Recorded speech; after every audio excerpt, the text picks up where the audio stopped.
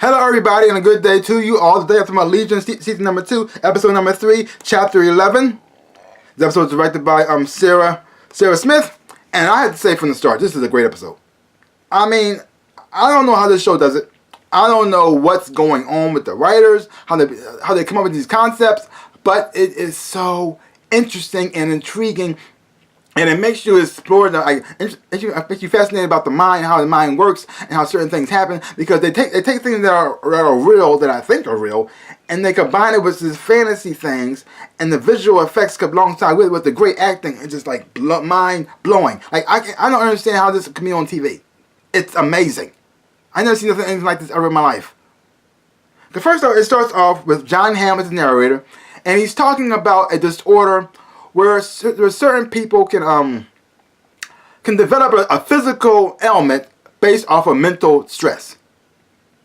And this mental ailment that called the physical disorder can also be transferred and passed on to other people, just like the flu.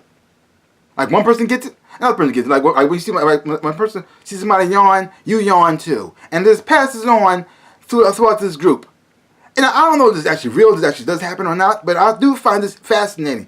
And then at first you're thinking to yourself, why are they telling me this? But when you see how it relates to the storyline that's going on, it's okay, because it all goes back to the people who I gotta give a great shout out to, are the extras and the actors who did the greatest mannequin challenge I've seen in my life. And now it starts off, even when the season started, you got a group of people who are frozen, who could not move. The only thing they moved was their jaw. They just chattering. This chatter. It was a creepy sound, and watching this image of these people frozen in their own bodies, just chattering, and you don't know exactly what's going on. They think it's a disease or a plague or it's affecting certain people. They don't know what is happening.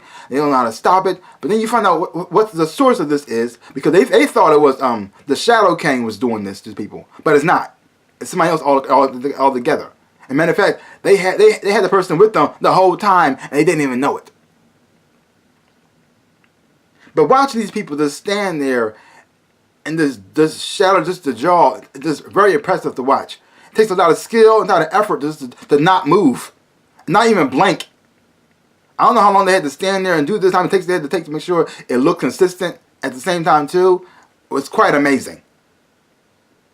And because this whole storyline is pretty much watching David, Carrie, Batami, and Melody Bird. First you start off with this David and Carrie, and you're watching him pretty much get inside people's minds and freeing them of this thing.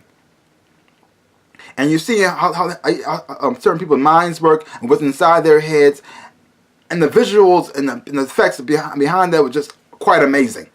And it still managed to bring, even though it was a little dark, it still managed to bring some humor in as well. And you also get the other storylines going on with the two Carries, and watching how they've done with how their powers are now, because what happened to them with the Shadow King, how he reversed them. Because see, usually the male Carrie on the outside and the female Carrie goes on the inside. And because she stays on the inside, she gets all her nutrients from the Carrie. And she doesn't really age as quickly too. It keeps her from aging as well. So while he's aging, she's still pretty much staying young. Every time she comes out, she ages just a little bit. But when she stays inside his body, that's the age she stays. So even though she is aging, she's just aging a lot slower pace than he is. But now the things are reversed. He has to go inside of her body. She had been on the outside. And so they decided that until they can fix with the situation, she got to learn to be independent on her own. She had to learn how to eat, which she never did before. Learn how to use the bathroom, because she never did it before. Because he did everything for her. And so now she got to learn how to be more independent of him. And then watching what happens because they're separated, and how she gets affected, and how he handles it mentally, it just, so messed up, and so heartbreaking at the same time too, because they're a part of each other. They make each other complete. They cannot live without one another. They make each other, and so watching how one is in pain, the other one's can't fix it or do anything about it, and frustration and the fear, it was just amazing. Like I said, the visuals in this episode was fantastic. The acting is always great and superb, because I cannot predict where the show is going to go. I don't exactly know where it's going to go, which I love that. And it still managed to bring humor into it as well. Like, because there's a scene in it with a cow. And I don't know if the cow had any importance or it did anything to the storyline at all. I don't think it did. But it did. But it managed to bring some lightheartedness to the show and keep things interesting. How they interacted with the cow and responded to the cow was just fun to watch. Because this show has everything. It has a horror element to it. It has a sci-fi element. It has some humor in it as well. And sometimes it could be even a musical. But it all works within the scene. And this thing, and even how this show put together, and how everything combines, no matter how weird or twisted it may be, it works. It is done so well. Oh my God, I give it to everybody, from the directors to the writers to the actors, to the guys, people do the special effects, the costume design, the visual, how the rooms are designed with this visual. I mean, there's a scene where they're in the cafeteria lunchroom, and it looks so good. Oh, nothing's happening, but the background, the ambience of from the lighting and everything looks amazing. Oh, this show's so good.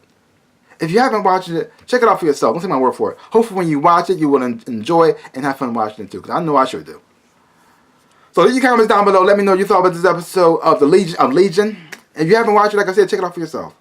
So that's pretty much all I gotta say about that. So give my channel a big like and thumbs up. Bam, and subscribe to my channel and share. I really would appreciate it. Also the little bell at the bottom to get notified every time I make a video.